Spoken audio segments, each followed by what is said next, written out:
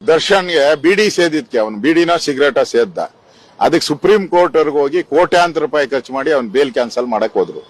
ಈ terrorist activity ಅವ್ನ್ mobile ಕೊಟ್ಟವನ ಯಾರು, ಅವ್ನ್ ಯಾರ್ಯಾರ ಮೊಬೈಲ್ ಯಾವ್ಯಾವ ದೇಶಕ್ಕೆ ಮಾಡಿದ್ದ, ಇದ್ರ ಬಗ್ಗೆ ಸುಪ್ರೀಂ ಕೋರ್ಟ್ ಹೋಗ್ಲಿ ಇವರು. ದರ್ಶನ್ ಬೇಲ್ ಕ್ಯಾನ್ಸಲ್ಗೆ ಸುಪ್ರೀಂಗೆ ಹೋದ್ರಿ. ಟೆರರಿಸ್ಟ್ ವಿರುದ್ಧ ಸುಪ್ರೀಂಗೆ ಹೋಗಲಿ ನೋಡೋಣ. ಸರ್ಕಾರಕ್ಕೆ ವಿಪಕ್ಷ ನಾಯಕ ಆರ್ ಅಶೋಕ್ ಸವಾಲ್. ಇವ್ರು ನಿಜವಾಗೂ ನಾವು ಟೆರರಿಸ್ಟ್ ವಿರುದ್ಧ ಇದ್ದೀರಿ ಅಂದ್ರೆ ಈಗ ಸುಪ್ರೀಂ ಕೋರ್ಟ್ ಅರ್ಜಿ ಹಾಕೊಂಡು ಹೋಗ್ಲಿ. ಈ ತರ ಹಿಂಗೆಲ್ಲ ಆಗ್ಬಿಟ್ಟಿದೆ, ನಾವು ಇದ್ರ ಬಗ್ಗೆ ತನಿಖೆ ಮಾಡಬೇಕು, ನೀವು ಸುಪ್ರೀಂ ಕೋರ್ಟ್ ಅವರು ಅನುಮತಿ ಕೊಡಿ, ನಾವು ಇದ್ರ ಬಗ್ಗೆ ಕ್ರಮ ಹೋಗ್ಲಿ. ಹೋಗಲ್ಲ. ರೇಣುಕಾಸ್ವಾಮಿ ಕೊಲೆ ಪ್ರಕರಣದಲ್ಲಿ ನಟ ದರ್ಶನ್ ಸದ್ಯ ಪರಪ್ಪನ ಅಗ್ರಹಾರ ಜೈಲಿನಲ್ಲಿದ್ದಾರೆ. ಈ ಹಿಂದೆ ಜೈಲಲ್ಲಿ ದರ್ಶನ್ ಅಂಡ್ ಗ್ಯಾಂಗ್ಗೆ ರಾಜಾತಿಥ್ಯ ನೀಡಲಾಗ್ತಿದೆ ಅಂತ ದೊಡ್ಡ ಸುದ್ದಿಯಾಗಿತ್ತು. ದರ್ಶನ್ ಅವರ ಬೇಲ್ ಅರ್ಜಿ ಕ್ಯಾನ್ಸಲ್ ಮಾಡೋಕೆ ಸುಪ್ರೀಂ ಕೋರ್ಟ್ ವರೆಗೂ ರಾಜ್ಯ ಸರ್ಕಾರ ಹೋಗಿತ್ತು. ಆದರೆ ಇದೇ ವಿಚಾರವಾಗಿ ಈಗ ವಿಪಕ್ಷ ನಾಯಕ ಆರ್ ಅಶೋಕ್ ಮಾತನಾಡಿ ಸರ್ಕಾರಕ್ಕೆ ಸವಾಲ್ ಹಾಕಿದ್ದಾರೆ. ಧೈರ್ಯವಿದ್ರೆ ಅಲ್ಲಿರುವವರ ಟೆರರಿಸ್ಟ್ಗಳ ವಿರುದ್ಧ ಸುಪ್ರೀಂ ಕೋರ್ಟ್ಗೆ ಹೋಗಲಿ ಅಂತ ಚಾಲೆಂಜ್ ಮಾಡಿದ್ದಾರೆ. ರೇಣುಕಾಸ್ವಾಮಿ ಕೊಲೆಯಾದ ಮೇಲೆ ನಟ ದರ್ಶನ್ ಅವರನ್ನ ಅರೆಸ್ಟ್ ಮಾಡಿ ಪರಪ್ಪನ ಅಗ್ರಹಾರ ಜೈಲಿಗೆ ಹಾಕಿದ್ರು. ಬಳಿಕ ವಿಲ್ಸನ್ ಗಾರ್ಡನ್ ನಾಗ ಸೇರಿದಂತೆ ಹಲವು ಸ್ನೇಹಿತರ ಜೊತೆ ಕುಳಿತು ಸಿಗರೇಟು ಸೇತ್ತ ಕೈಯಲ್ಲಿ ಕಾಫಿ ಲೋಟ ಹಿಡಿದು ಆರಾಮವಾಗಿ ಕುಡಿತಾ ಇರುವಂತಹ ಫೋಟೋ ಕೂಡ ವೈರಲ್ ಆಗಿತ್ತು.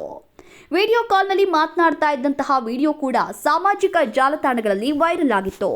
ಇದು ದೊಡ್ಡ ಸಂಚಲನಕ್ಕೆ ಕಾರಣವಾಗಿತ್ತು. ರಾಜ್ಯ ಮಟ್ಟದಲ್ಲಿ ದೊಡ್ಡ ಸದ್ದು ಮಾಡಿತ್ತು.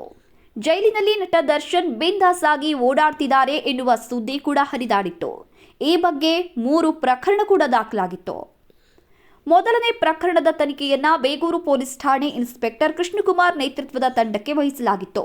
ದರ್ಶನ್ ಅವರು ಜೈಲಿನ ಆವರಣದ ಒಳಗೆ ರೌಡಿ ಶೀಟರ್ಸ್ ಜೊತೆ ಕುಳಿತು ಕಾಫಿ ಕುಡಿತಾ ಸಿಗರೇಟ್ ಸೇದ್ತಾ ಇರೋದರ ಕುರಿತು ತನಿಖೆಗೆ ಮುಂದಾಗಿದ್ರು. ಎರಡನೇ ಪ್ರಕರಣದ ತನಿಖೆಯನ್ನ ನಡೆಸೋದಕ್ಕೆ ಹುಳಿಮಾವು ಪೊಲೀಸ್ ಠಾಣೆ ಇನ್ಸ್ಪೆಕ್ಟರ್ ಕುಮಾರಸ್ವಾಮಿ ನೇತೃತ್ವದ ತಂಡಕ್ಕೆ ನೀಡಲಾಗಿತ್ತು.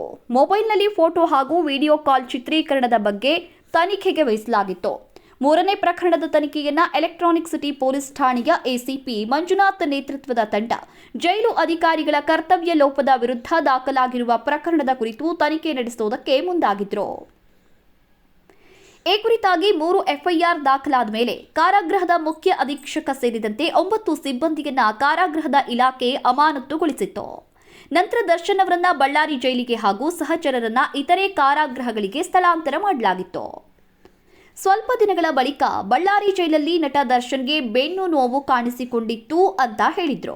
ಹೀಗಾಗಿ ಫಿಸಿಯೋಥೆರಪಿ ಮಾಡಿಸುವುದಕ್ಕೆ ಕೋರ್ಟ್ಗೆ ಅರ್ಜಿಯನ್ನ ಸಲ್ಲಿಸಿದ್ರು.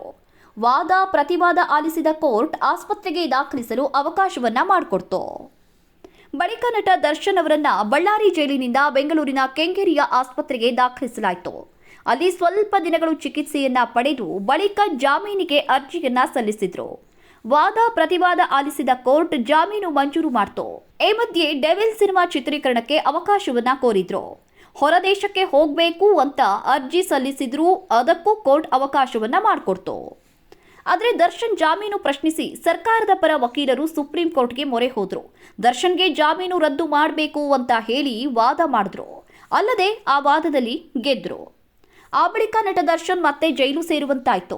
ಪರಪ್ಪನ ಅಗ್ರಹಾರ ಜೈಲಿಗೆ ಮತ್ತೆ ಮರಳಿದ್ರು. ಅದೇ ವೇಳೆ ಜೈಲಲ್ಲಿ ಇದ್ದ ಆರೋಪಿಗಳು ಪಾರ್ಟಿ ಮಾಡುವ ವಿಡಿಯೋ ವೈರಲ್ ಆಯ್ತು. ಜೊತೆಗೆ ಉಗ್ರನೊಬ್ಬ ಕೂಡ ಮೊಬೈಲ್ ಯೂಸ್ ಮಾಡ್ತಾ ಇದ್ದಿದ್ದು ಗೊತ್ತಾಯ್ತು. ಆ ವಿಡಿಯೋ ಕೂಡ ವೈರಲ್ ಆಯ್ತು. ನಂತರ ಜೈಲಿನ ಅಧಿಕಾರಿಗಳು ಕಾರಾಗೃಹದಲ್ಲಿ ಕಠಿಣ ನಿಯಮ ಜಾರಿಗೆ ತಂದ್ರು. ಇದೇ ವಿಚಾರವಾಗಿ ವಿಪಕ್ಷ ನಾಯಕ ಆರ್ ಅಶೋಕ್ ವಾಗ್ದಾಳಿಯನ್ನ ನಡೆಸಿದ್ದಾರೆ. ದರ್ಶನ್ ಜಾಮೀನು ಅರ್ಜಿ ಕ್ಯಾನ್ಸಲ್ ಮಾಡಲು ಸುಪ್ರೀಂ ಕೋರ್ಟ್ ಹೋದ್ರಿ. ಈಗ ಉಗ್ರನೊಬ್ಬ ಜೈಲಿನಲ್ಲಿ ಮೊಬೈಲ್ ಯೂಸ್ ಮಾಡ್ತಾ ಇದ್ದಾನೆ. ಅವನ ವಿರುದ್ಧ ಸುಪ್ರೀಂ ಕೋರ್ಟ್ಗೆ ಹೋಗಿ ಅಂತ ಸವಾಲ್ ಹಾಕಿದ್ರು. ಇತ್ತ ರೇಣುಕಾಸ್ವಾಮಿ ಹತ್ಯೆ ಪ್ರಕರಣದಲ್ಲಿ ಪರಪ್ಪನ ಅಗ್ರಹಾರ ಕೇಂದ್ರ ಕಾರಾಗೃಹ ಸೇರಿದ್ದ ನಟ ದರ್ಶನ್ ಅವರಿಗೆ ಜೈಲಲ್ಲಿ ರಾಜಾತಿಥ್ಯ ನೀಡಿದ ಅಧಿಕಾರಿಗಳಿಗೆ ಸಂಕಷ್ಟ ಶುರುವಾಗಿದೆ. ನಟನಿಗೆ ರಾಜಾತಿಥ್ಯ ನೀಡಿದ ಪ್ರಕರಣಕ್ಕೆ ಸಂಬಂಧಪಟ್ಟಂತೆ ತನಿಖೆ ನಡೆಸ್ತಾ ಇರುವಂತಹ ಅಧಿಕಾರಿಗಳು ವೈದ್ಯಕೀಯ ಸಿಬ್ಬಂದಿ ಸೇರಿದಂತೆ ಜೈಲು ಅಧಿಕಾರಿಗಳು ಭಾಗಿಯಾಗಿರುವುದನ್ನು ದೃಢಪಡಿಸಿದ್ದಾರೆ. ದರ್ಶನ್, ರೌಡಿ ಶೀಟರ್ ನಾಗ ಮತ್ತು ಇತರ ಖೈದಿಗಳಿಗೆ ಮೊಬೈಲ್ ಫೋನ್, ಸಿಗರೇಟ್ ಮತ್ತು ಇತರ ವಸ್ತುಗಳನ್ನು ನೀಡಲಾಗಿದ್ದು ಇದರಲ್ಲಿ 13 ಜೈಲು ಅಧಿಕಾರಿಗಳು ಭಾಗಿಯಾಗಿದ್ದಾರೆ ಅಂತ ತಿಳಿಸಿದೆ. ಒಟ್ಟಾರೆ ಕಾಂಗ್ರೆಸ್ ನೇತೃತ್ವದ ಸರ್ಕಾರ ಮುಸ್ಲಿಂ ಪರ ಇದೆ ಅನ್ನುವಂತಹ ಆರೋಪವನ್ನ ಆರ್ ಅಶೋಕ್ ಪರೋಕ್ಷವಾಗಿ ಹೇಳಿದ್ರು. ಆದರೆ ಈ ಸವಾಲನ್ನ ಸರ್ಕಾರವಾಗ್ಲಿ ಸಿಎಂ ಸಿದ್ದರಾಮಯ್ಯನವರೇ ಆಗ್ಲಿ ಹೇಗೆ ತಗೊಳ್ತಾರೆ ಅನ್ನೋದನ್ನ ಕಾದು ನೋಡಬೇಕಾಗಿದೆ.